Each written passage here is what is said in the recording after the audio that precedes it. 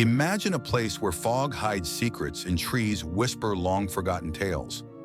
Right at the heart of all this mystery stands a legendary figure who didn't just watch Camelot come to life, he helped shape it with his own two hands.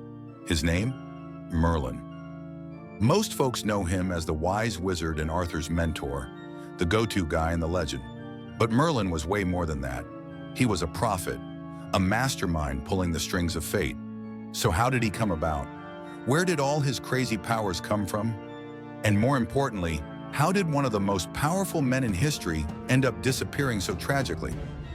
In this video, we're diving into Merlin's legend like never before. Ready to uncover the secrets of history's most enigmatic wizard? Stick around until the end and find out. Merlin's story doesn't start at one neat point. Unlike Arthur, whose origins are pretty well laid out in the legends, Merlin's tale has been shaped over the centuries by a mix of cultures and traditions. One of the earliest versions of his story comes from Welsh mythology. There, he's known as Merlin, a bard and prophet who lost his mind after witnessing his people being decimated in battle. Shocked and heartbroken, he ran off into the woods and lived as a hermit, muttering cryptic prophecies about Britain's future. But the version we know today began taking shape in the 12th century when Geoffrey of Monmouth penned Historia Regum Britannia. He transformed Merlin into Merlin, a powerful wizard who was half human, half something otherworldly, born of a mortal woman and a demonic spirit. This mix gave Merlin a unique role in mythology, a guy who straddled the human world in the realm of magic. Geoffrey also turned Merlin into a trusted advisor to kings, a man who influenced political events and paved the way for Arthur's arrival. He wasn't just a sorcerer, he was like a destiny architect. Whether Merlin was just an extraordinary man or a mystical entity remains a mystery. But one thing's for sure, without him, the Arthurian legend wouldn't have ever taken off. Merlin wasn't just the guy who predicted Arthur's arrival, he made sure it happened.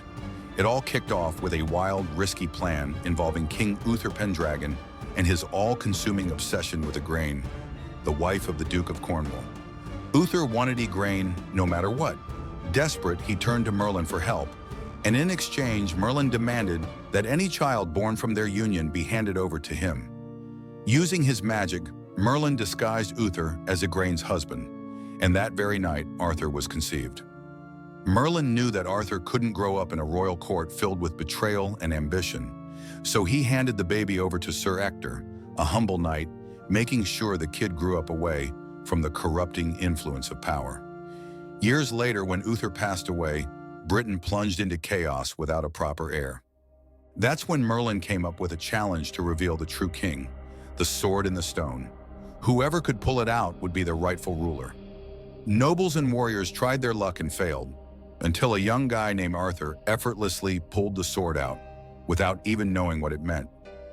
From that moment on, Arthur was crowned and Camelot began to take shape.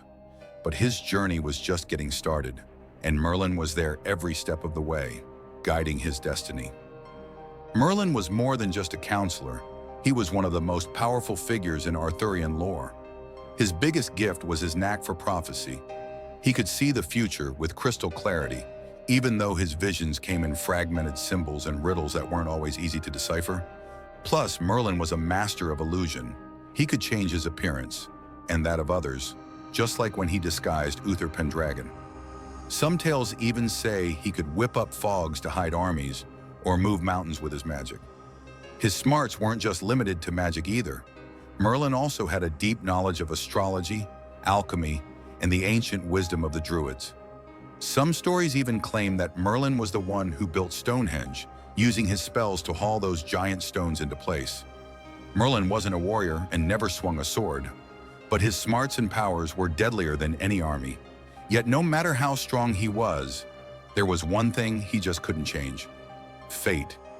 He knew Arthur's reign was doomed to end in tragedy, but even so, he chose to help him. Why? Maybe he believed that some stories had to play out, even if the ending was already written. For all his wisdom and power, Merlin had one fatal flaw: love. And it was that very emotion that led to his downfall. His passion for Viviane, the Lady of the Lake, turned out to be his biggest mistake. Vivienne was clever and ambitious. She realized Merlin held some pretty valuable secrets and gradually earned his trust. Enchanted by her beauty and smarts, he began teaching her his most powerful spells, not realizing he was signing his own death warrant. Once Vivienne learned all she needed, she put her plan into motion. Using the very spells Merlin had taught her, she trapped him forever. Some versions say he was sealed in a cave, while others claim he was imprisoned inside an enchanted tree. Merlin, the greatest wizard in history, just vanished. And without him, Arthur was left exposed.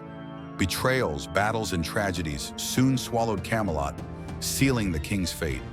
But did Merlin really die? Or is he still out there, just waiting for the right moment to wake up? Merlin wasn't just a wizard, he was the true mastermind behind the Arthurian legend. Without him, there'd be no Camelot, no round table, no sword in the stone.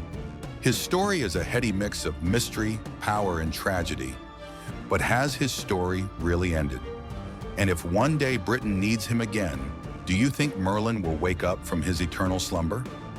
Drop your thoughts in the comments.